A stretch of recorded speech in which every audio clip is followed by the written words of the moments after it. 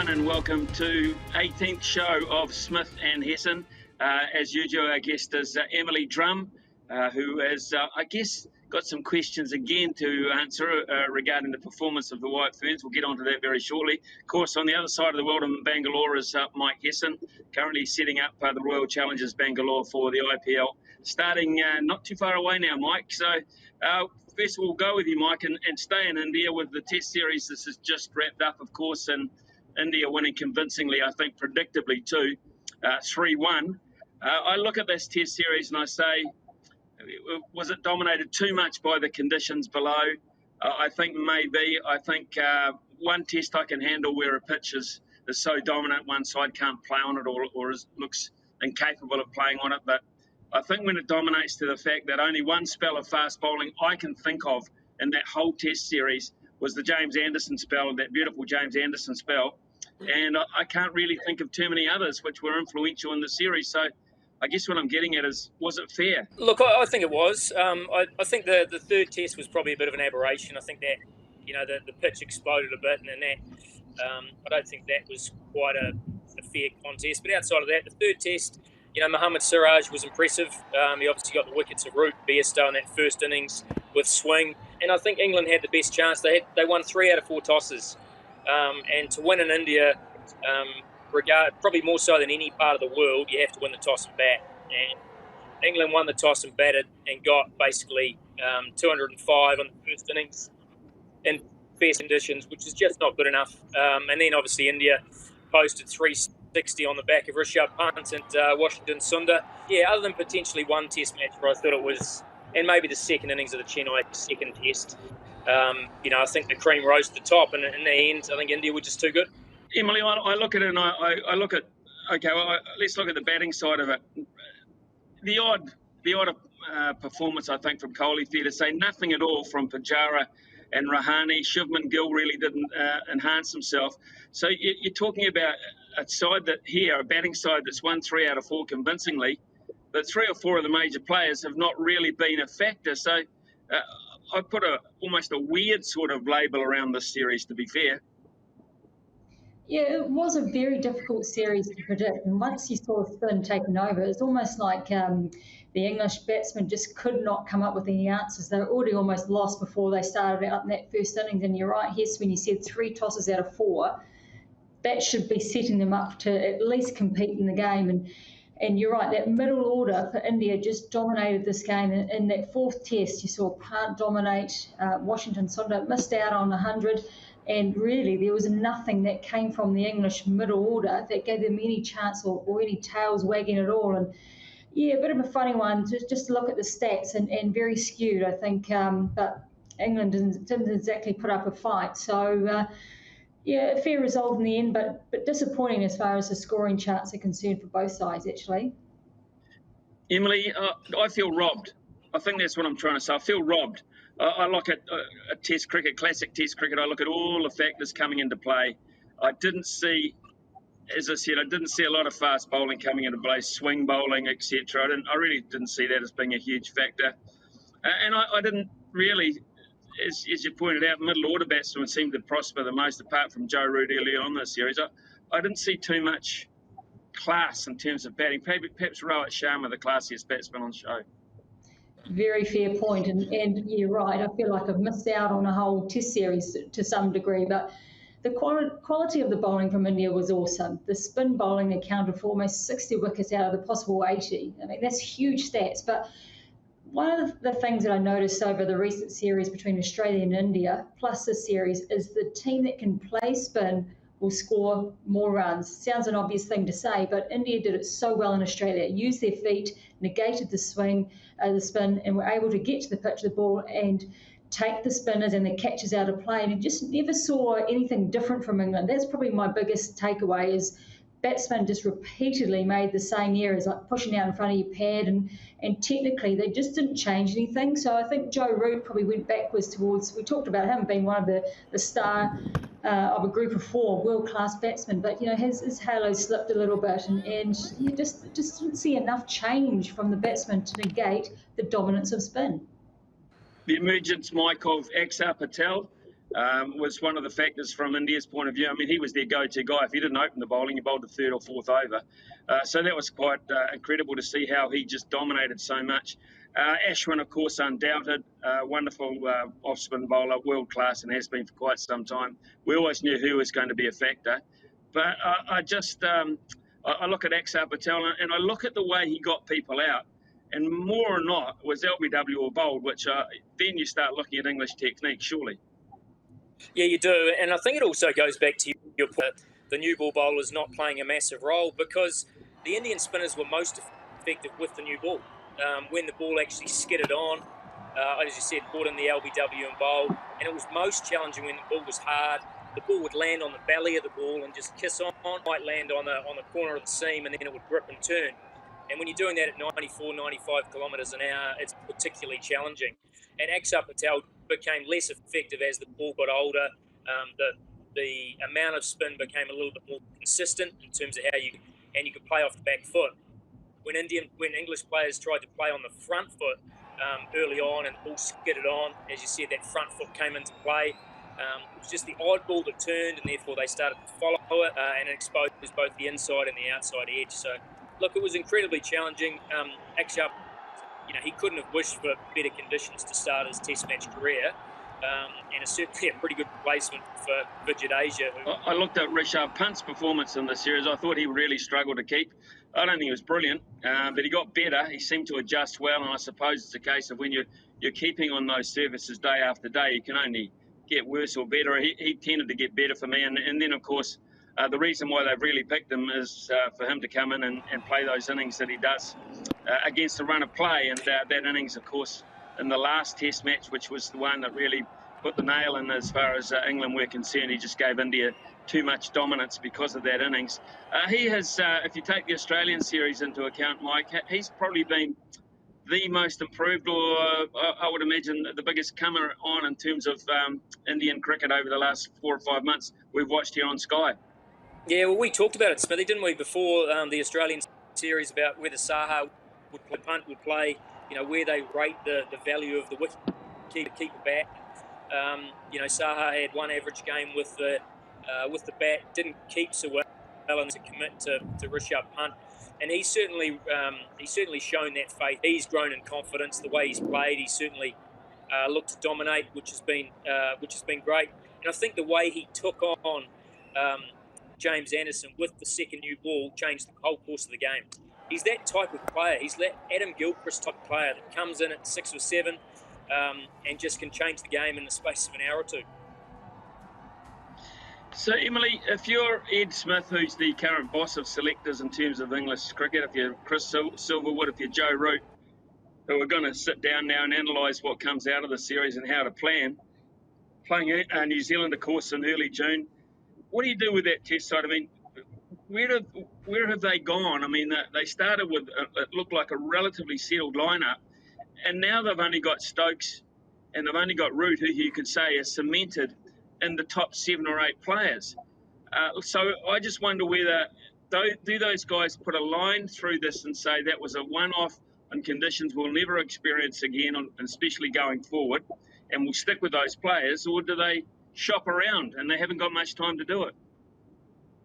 Well, it's certainly fallen from the giddy heights of thrashing Sri Lanka and then starting this Indian Test series so well, and you could see it was a very tired performance. So it's whether the faith of the selectors is going to hold firm of those players, the Crawleys, the Sibleys, who didn't really, they got a 50, I think, each in the Test series, but I mean, that's not going to win you Test matches, but they've obviously gotten in the side. But this rotation policy is probably going to dominate a lot of the discussions around how they formulate their teams, because they've got 7 Tests at home this summer.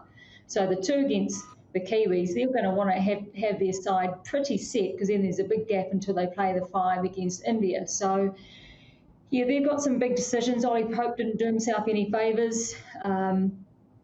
They've got to work out whether, is this just a one-off, or is this a continuing pattern that's going to keep reoccurring for them. So I guess they've got to get into their county championships, and those who want to make that side have to score runs and big runs and dominate that field, and I guess put themselves up in light for the selectors to say actually they did learn from the Indian tour to give themselves another chance for the first 2 tests against the Kiwis. It's been announced this morning. I don't know why it's taken so long to come out publicly. I knew 2 weeks ago that this World Championship Test match was going to be played in Southampton. Mike, they make any difference, Southampton or Lords, from your point of view, playing India? Yeah, I think so. I think at Lords the ball definitely swings more, and especially when they put the lights on, the ball can swing around corners. So I think Lords, definitely would have suited our swing bowlers potentially more. I think Southampton's a bigger ground. It brings the spinners in a bit more. The ball does swing, but not as much as it does at Lords, whether that's because it's a little bit more of an open ground as opposed to Lords is obviously a bit more enclosed. So it'll be different. You understand the reasons why they've done it, obviously with the hotel on the ground. So obviously from a quarantine perspective, it's much easier to just obviously fall out of bed and roll over to the ground and keep that contained. I think we're in for a cracking test match. I think there's no doubt that these are the 2 best teams in the world at the moment. The T20s, of course, start on Saturday morning here live on Sky. There's 5 of them. They're all being played at the same venue we saw for the last 2 test matches. So we'll just see if the groundsman is capable of coming up with a pitch suitable for T20 cricket. I'm sure he will be able to do that. Enough about India and enough about England as well. We need to get on to the White Ferns. Emily, are you still there, or have you run? No, I'm still here. I'm still crunching up. I'm still willing to talk about it. All's not lost, but it's a tough conversation. I have to confess that it's definitely hurting. Okay, right. For me, I've been thinking about this, and I ask you that you've got to ask yourself within the group 2 questions. Have I got the right players? I.e., are they the best options at the right time to play against any given opportunity? Have I got the right players in the squad at the moment for the White Ferns, or are there any other around? Are they getting the best help and guidance that they can get at this time? They are the 2 questions. Now, if the answer to that is yes, I think you've got huge problems, Emily. Yeah, they're difficult questions to answer to give people satisfactory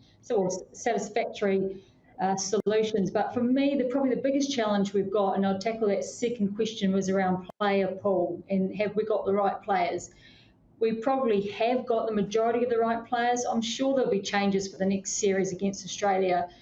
There were some real issues for some of the dismissals, some of the cricket that was played for me, and I didn't enjoy seeing some of the mistakes that were made.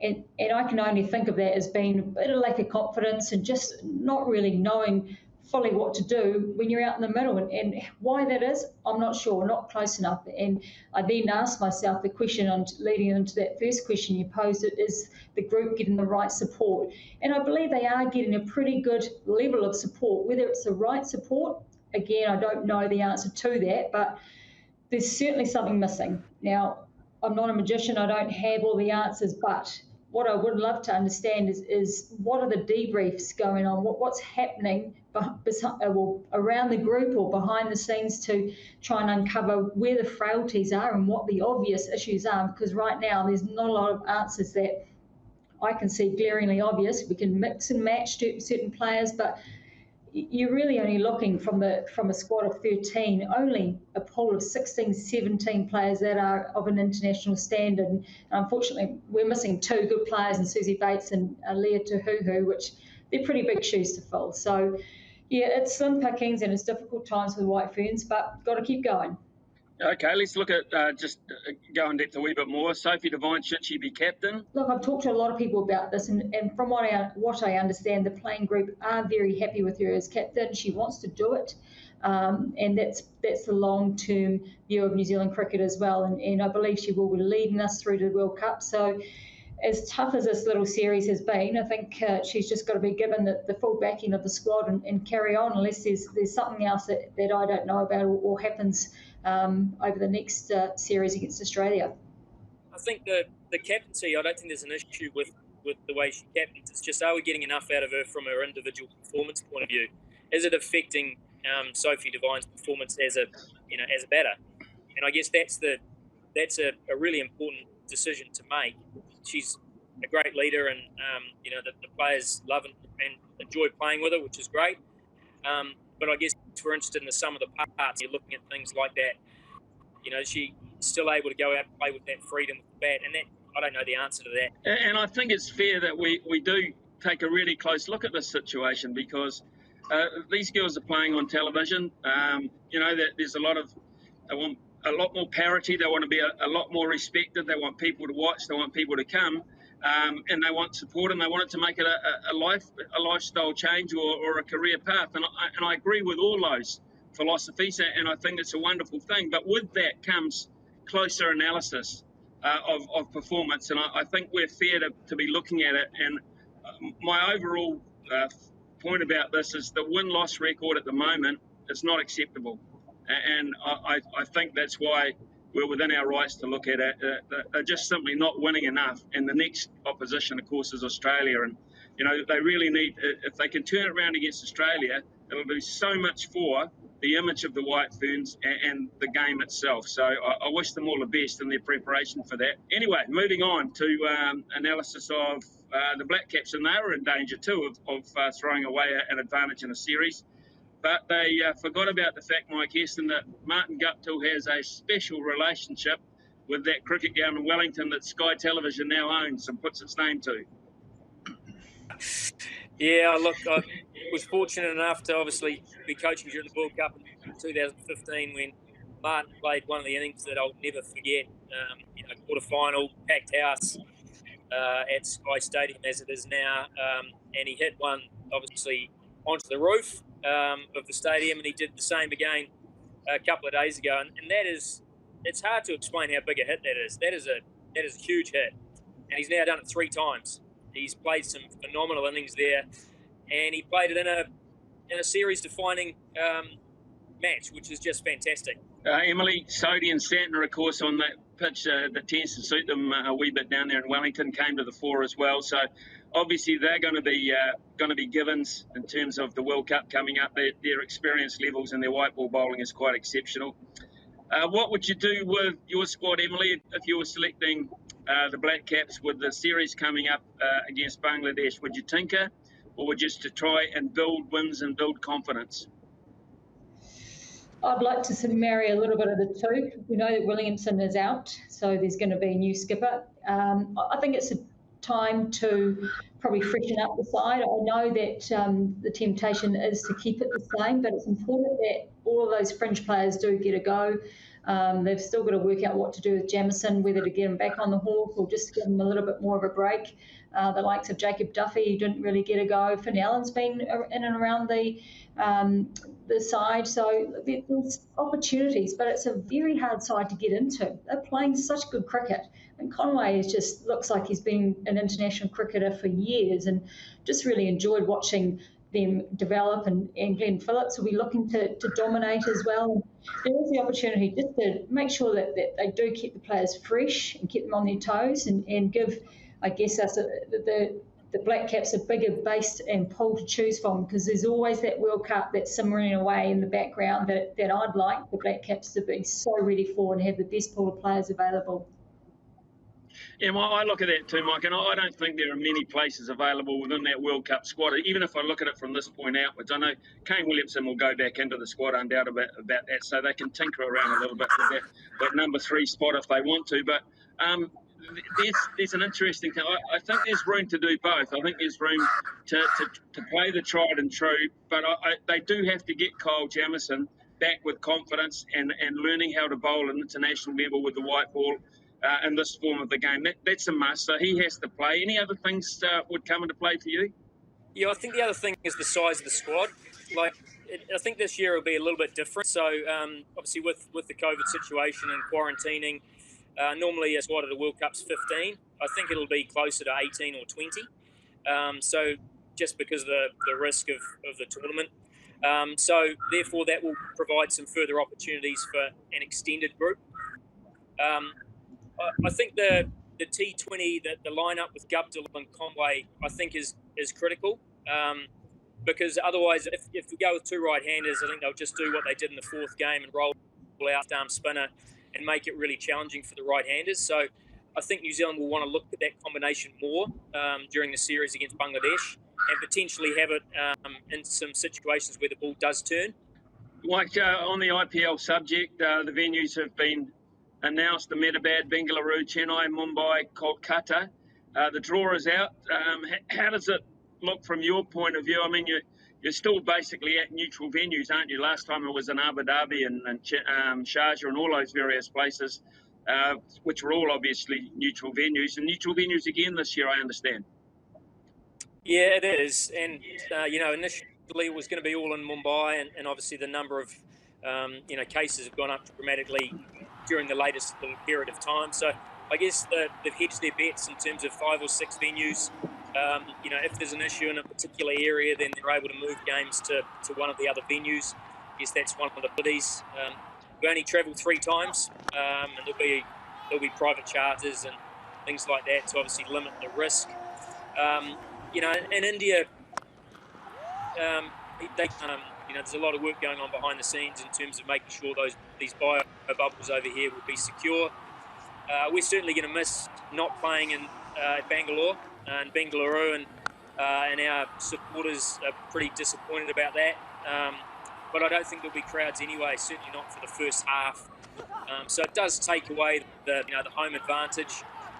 We start with 3 games in Chennai, which is going to be steamy. And obviously, guys coming from all parts of the world heading straight to Chennai. And we've got a day game pretty early on, as with 3:30 p.m. at Chennai is going to be, she's going to be all hands on deck from an ice vest perspective, that's for sure. Mike, the Penthouse Outhouse story of the week must go to Akila Dananjaya, of course, the Sri Lankan, who won over, got a hat-trick in international cricket. And then in the next over, Kieran Pollard dealt to him with 6 sixes. So both are rarities in the international and any form of the game, of course. But, man, how the mighty can fall very, very quickly, and just shows the devastation, actually, that the West Indies can still cause at that level. Well, it wasn't a bad hat-trick either. It obviously included Chris Gayle and Nicholas Pooran. Yeah, Kieran Pollard's just gone, thanks very much, I'd like a piece of you.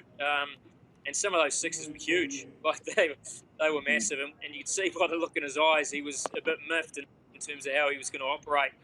But yeah, Dananjaya, a bit of a tough run. He obviously got pulled for an illegal action a wee while ago.